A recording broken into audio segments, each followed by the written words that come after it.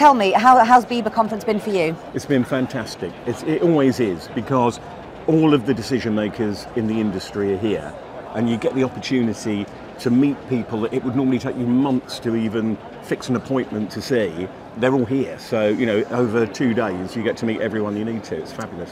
I think this is a very special BIBA, and I would like to extend my huge congratulations to you. Thank you. Because you are the award winner for the Francis Perkins Award 2024. Congratulations. Yeah, well, thank you very much. Did you know it was coming? I got a little bit of a briefing that it was coming, which was amazing, and I feel a bit cheeky accepting it, really, because us volunteers, what we do is we raise issues and we moan about stuff, and then BIBA, the wonderful BIBA team, go and sort it out. So to get an award for moaning for 25 years, seems a little bit extreme, but I'll take it, because it's just great recognition from your peers. It's wonderful. Well, I'm going to counter what you've just said. It's not moaning for 25 years. There's been a number of initiatives that you've been involved in that have been really instrumental in the broking sector.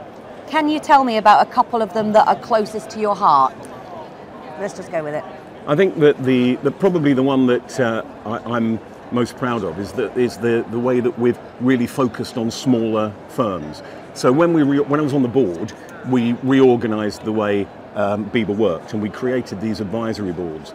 And the SME broker panel is really important, because a huge number of our members are small brokers. And they're the ones that really need looking after, because the bigger brokers, they feed in all sorts of our help and expertise, but they have their own connectivity. So it's important for SME brokers to have a voice.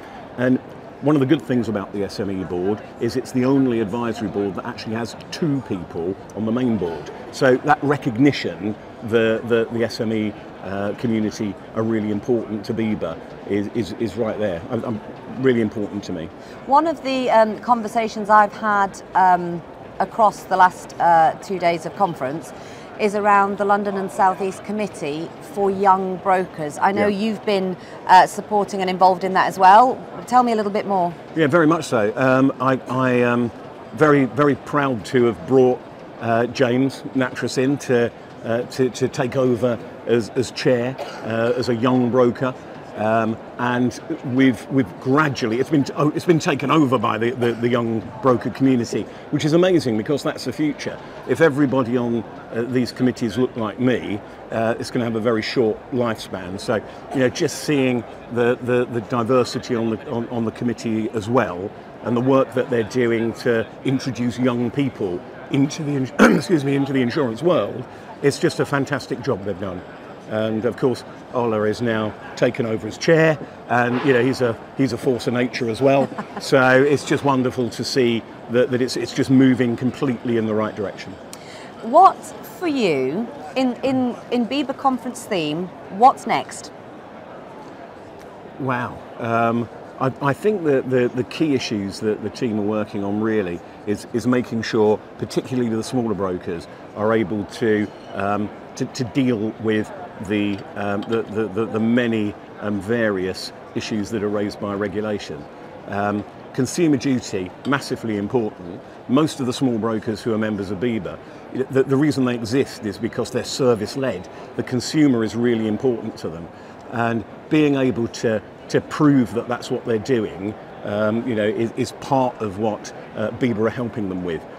So that it doesn't become a cottage industry to meet those requirements. And BIBA have really engaged with the FCA.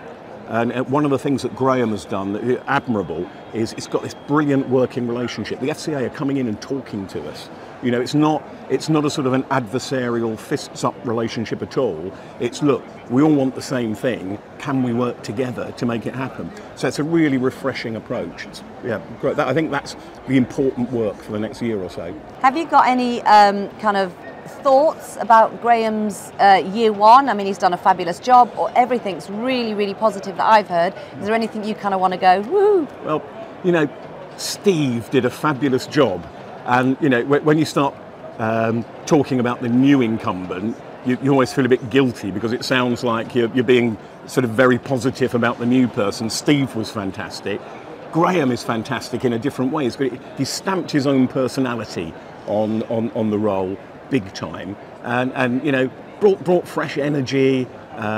Is just doing a fantastic job, and it's the engagement. He seems to have got everybody that needs to be talking to each other doing that, and he's a personable chap, isn't he? So you would expect him to be able to do that, and it's in our industry, which is a people business.